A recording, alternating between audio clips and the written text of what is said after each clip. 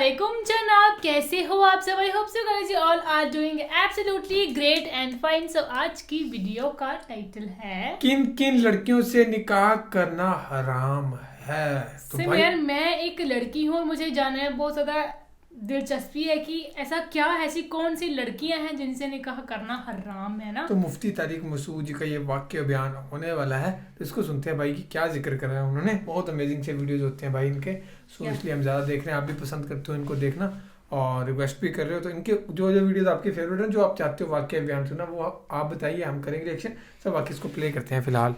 हिंदू का कमेंट्स आया कि हम इसलिए मुसलमान नहीं होते कि फजूल की टेंशनें बहुत हैं इस्लाम में। बात आ रही है समझ में? उस हिंदू ने कमेंट किए नीचे, मेरे बयान के नीचे, कि मैं इसलिए इस्लाम कबूल नहीं करता कि इस्लाम में ये फजूल की टेंशनें बहुत हैं, कि ये हो गया तो उससे निकाह नहीं हो सकता, ये हो गया तो उससे निकाह नहीं हो सकता। ये तो भाई हमारे लिए ये टेंशनें क्यों हैं? ये गैरतमंद लोगों की जिंदगी ऐसे ही होती है कि जब आपके बेटे की शादी हुई और बहू बन के कोई औरत घर में आई, तो इस्लाम आपको ये इजाजत ही नहीं देता कि आप इस पे हवस की निगाह डालो। अब आपने जब भी उसको देखना है अपनी बेटी की हैसियत से देखना है, और महफूज है। और ये भी इस्लाम ने बता दिया भाई ये तलाक भी देगा तो आप इससे शादी नहीं कर सकते, हो ही नहीं सकता, रास्ता बंद। तो हमारे पास कितनी बड़ी दलील, किसी एथियस्ट से पूछो कि ये गलत है, वो अगर गलत कहेगा तो गलत होने की दलील नहीं, वो सही कहेगा तो सही होने की दलील नहीं। हमारे पास कितनी बेहतरीन दलील है। हुर्रिमत अलैकुम उम्महातुकुम व बनातुकुम व अम्मातुकुम व खालातुकुम व बनातुल अख व बनातुल उख्त व उम्महातुकुम अल्लाती अरज़अनकुम व अखवातुकुम मिनर रज़ाअ व उम्महातु निसाइकुम व रबाइबुकुम अल्लाती फी हुजूरिकुम मिन निसाइकुम अल्लाती दखलतुम बिहिन्ना। क्या अंदाज है। मैंने एक अंग्रेज के तबसरा पढ़ा था इस आयत पे। उस अंग्रेज ने लिखा कि मुसलमानों के पास ये जो आयत है ना, ये ऐसी खानदानी आयत है। खानदानी का लफ्ज़ मैं अपनी तरफ से कह रहा हूँ, उसके जो अल्फाज का अपनी ज़बान में तर्जमा कर रहा हूँ। उसने कहा सोचो जिस मुआशरे में इस कानून पर अमल किया जाता होगा, कैसा पाकीज़ा मुआशरा होगा वो। ये अंग्रेज के अल्फाज हैं। और जिस मुआशरे के पास ये कानून नहीं है, वो बज़बान हाल ये कहना चाह रहा था, तो उस मुआशरे की दरिंदगी का क्या आलम होगा, वो कैसे फैसला करेगी। अल्फाज के हैं कुरान के, आप उठा के देखें, चौथे पारे का एंड। तुम पर हराम कर दी गई हैं हमेशा के लिए तुम्हारी माएं। कभी भी इंसान अपनी मां से इस किस्म का रिलेशन नहीं कर, हमेशा के लिए हराम। वबनातुक, और मां में नानी दादी खुद बखुद आती हैं, वो भी उम में ही आती हैं। वबनातुकुम, तुम पर हराम कर दी गई हैं हमेशा के लिए तुम्हारी बेटियां, और इसमें पोतियां और नवासियां भी इसी बेटियों में ही आती हैं। हुर्रिमत अलैकुम उम्महातुकुम व बनातुकुम व अखवातुकुम, तुम पर हमेशा के लिए हराम कर दी गई है तुम्हारी बहनें, चाहे मां शरीक हो या बाप शरीक हो, सब इसमें आ गई। व अखवातुकुम व अम्मातुकुम, तुम्हारे बाप की बहनें तुम पर हमेशा के लिए, बोलो भाई, फुफ्फी जिसे कहते हैं, मुकद्दस रिश्ता है। जब अपने बाप की बहन पे निगाह डालोगे, माओ वाली निगाह डाल सकते हो, कोई और निगाह डालने की इजाजत, बोलो भाई, नहीं। ये है ही नहीं, ये निकाह का महल ही नहीं है। वअम्मातुकुम व खालातुकुम, तुम पर हराम कर दी गई हैं तुम्हारी माओ की बहनें, जिसको खाला कहा जाता है। नहीं आ रही बात? चाहे वो तुमसे उम्र में छोटी क्यों ना हो, लेकिन चूंकि तुम्हारी मां की बहन है तो लेवल उसका वही है ना। तो जब उस पे निगाह डलेगी, मां वाली निगाह डलेगी। व अखवातुकुम व खालातुकुम व बनातुल अख, तुम्हारे भाई की बेटियां तुम पर हराम है, क्योंकि तुम्हारे भाई की जो बेटी है वो तुम्हारी बेटियों की तरह है, कभी भी उससे निकाह नहीं हो सकता। व बनातुल उख, तुम्हारी बहन की बेटियां जो तुम्हें मामू कहती हैं, तुम्हारे भाई की बेटियां तुम्हें चाचू कहती हैं। ये कैसा रिश्ता है कि एक तरफ चाचू भी कह रही हैं, अंकल भी बना रही हैं। अंकल का असल में तो चचा से निकला है, वो अंग्रेजों ने फिर इसका मफहूम इतना वसी कर दिया कि पूरी दुनिया को अंकल बना दिया उन्होंने। जब वो तुम्हें चचा कह रही है, तुम्हें एहतराम दे रही है, इज्जत दे रही है, तो अब उससे ये रिलेशन कायम नहीं हो सकता, ना हलाल ना हराम। हराम तो वैसे ही हराम है, हलाल भी नहीं हो सकता।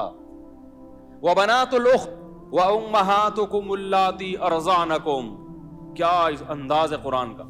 वो माएँ जिन्होंने बचपन में गोद में लेके तुम्हें दूध पिला दिया, उनसे भी एक तकद्दुस का रिश्ता कायम हो जाए। पहले तो बहुत होता था, अब कम होता है। مالدار عورتیں پہلے بچے خود نہیں پالتی تھیں. عرب میں دستور تھا, پیسے دے کے کسی کو کہتے ہیں تو پال لے, جب بڑا ہو جائے ادھر دے دینا. میں اس لیے جو ڈیفینس کلفٹن کی عورتیں ہیں نا, ان سے کہتا ہوں کہ آپ سے اگر بچے نہیں پل رہے ہیں نا تو پیدائش کو روکو مت, پیدا کر کے دائیوں کو پکڑا دیا کرو, یہ پھر بھی بہتر ہے. اور یہ ثابت ہے اسلاف سے. خود ہمارے نبی صلی اللہ علیہ وسلم کی والدہ محترمہ نے نبی کی ولادت کے بعد مائی حلیمہ کے حوالے کیا نا, حوالے کر دیا. تو مائی حلیمہ بھی آپ صلی اللہ علیہ وسلم کی کیا بن گئی؟ ماں بن گئی, کہ انہوں نے دودھ پلایا نبی صلی اللہ علیہ وسلم کو. تو جو عورت آپ کو بچپن میں دودھ پلائے, ایک تقدس کا رشتہ بولو بھائی قائم ہو گیا. اب اس سے نکاح کا سوچنا یہ غلط ہے. ماں بیٹی کا رشتہ بن گیا. اور اللہ نے کیا فرمایا؟ وَأُمَّهَاتُ نِسَائِكُمْ, تمہاری بیوی کی جو ماں ہے وہ بھی تمہاری کیا ہے؟ مدر ان لا ہے نا. یہ کیسے ہو سکتا ہے کہ بیوی پہ جو نگاہ ڈالو وہی نگاہ اس کی ماں پہ بھی؟ نہ نہ, وہ ساس ہے, وہ تمہارے لیے ہمیشہ کے لیے, یہ رشتے ہمیشہ کے لیے حرام ہوتے ہیں, ان کے حلال ہونے کی کوئی صورت نہیں ہے. وَرَبَائِبُكُمُ اللَّاتِي فِي حُجُورِكُم مِّن نِّسَائِكُمُ اللَّاتِي دَخَلْتُم بِهِنَّ, جس عورت سے تم نے نکاح کیا اور رخصتی بھی ہو گئی, اس عورت کی بیٹی بھی تم پہ ہمیشہ کے لیے حرام, کیونکہ تم اس کے سوتیلے باپ بن گئے. فادر ان, یہ بھی ایک طرح کا فادر ان لا ہے, اسٹیپ فادر ہے, اور یہ اسٹیپ ڈاٹر ہے. کیوں؟ اس لیے کہ اب یہ نہیں ممکن ہے کہ اس کی ماں سے بھی تمہارا ریلیشن ہو اور اسی وقت میں یا کسی زندگی کے کسی موڑ پر اب اس کی بیٹی سے بھی نہ. بھائی اس بیٹی نے تم پر ایک دفعہ باپ کی نظریں ڈال دی ہیں, کیونکہ وہ ماں کا شوہر تو باپ ہی جیسا ہوتا ہے نا. وہ ایک دفعہ تمہیں اس طور پر ایکسپٹ کر چکی ہے کہ میری والدہ کا کیا ہے؟ ہسبینڈ ہے. تو اب یہ رشتہ ایسا ہے کہ اب قیامت تک اس سے نکاح نہیں ہو سکتا. وَحَلَائِلُ أَبْنَائِكُمُ الَّذِينَ مِنْ أَصْلَابِكُمْ, تمہارے جو بیٹے ہیں ان کی بیویاں بھی تم پر کیا ہیں؟ جسے بہو کہا جاتا ہے. نہیں آ رہی بات؟ کیونکہ بیٹا جب اس کو لے کر آتا ہے تو تم بیٹے کی واسطے سے اس پر بیٹیوں کی نگاہ ڈالتے ہو, اور ڈالنا بھی چاہیے, اور وہ تمہیں کیا ایز اے فادر کر لیتی ہے. تو بس یہ ہمیشہ کے لیے اب کیا ہو گیا؟ بولتے کیوں نہیں بھائی؟ اور قرآن نے یہ بھی کہا وَأَن تَجْمَعُوا بَيْنَ الْأُخْتَيْنِ, اور دو بہنوں کو نکاح میں جمع کرنا بھی کیا ہے؟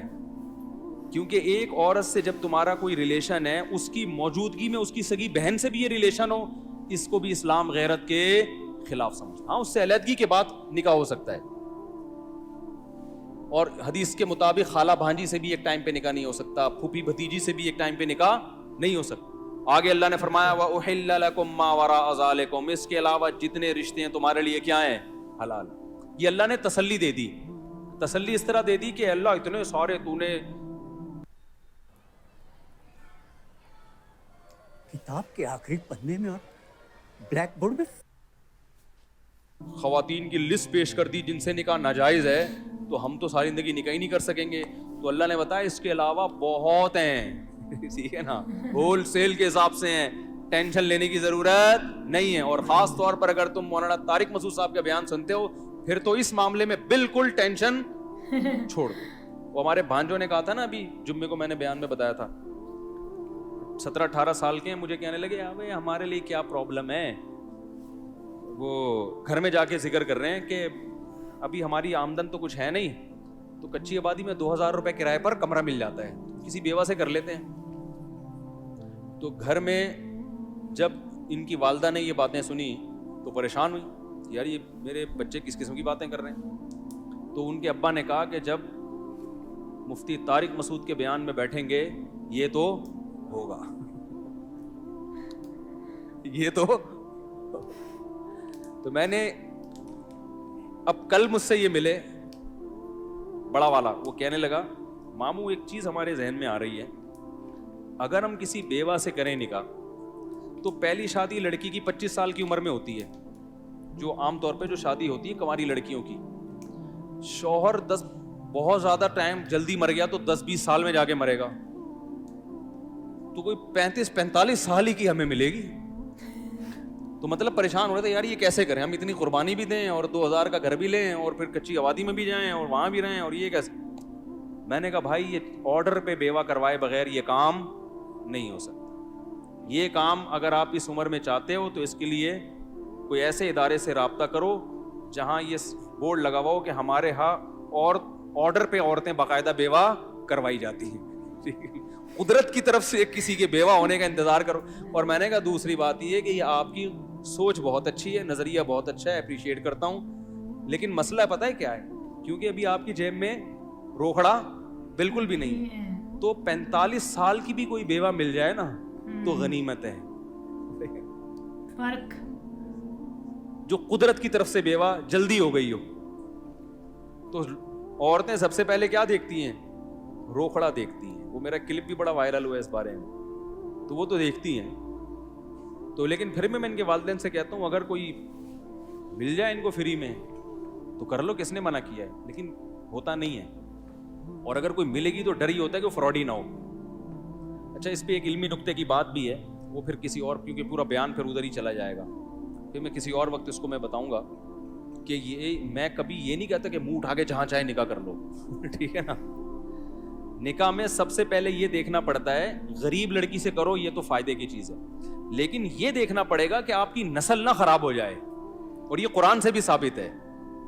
میں غریب لڑکیوں سے نکاح کا مشورہ بھی دیتا ہوں, بیواؤں سے بھی دیتا ہوں, طلاق یافتاؤں سے بھی دیتا ہوں, لیکن چند چیزوں پہ کمپرومائز نہیں کرنا. اگر کوئی ایسا خاندان ہے جن میں تمیز ادب ہے ہی نہیں, چور اچکے ہیں وہاں کے لوگ, عورتیں, پھر شادی آپ کو پھر نہیں کریں, کیونکہ بچے ماں کو فالو کرتے ہیں. آج کل باپ کو کوئی نہیں لفٹ کراتا.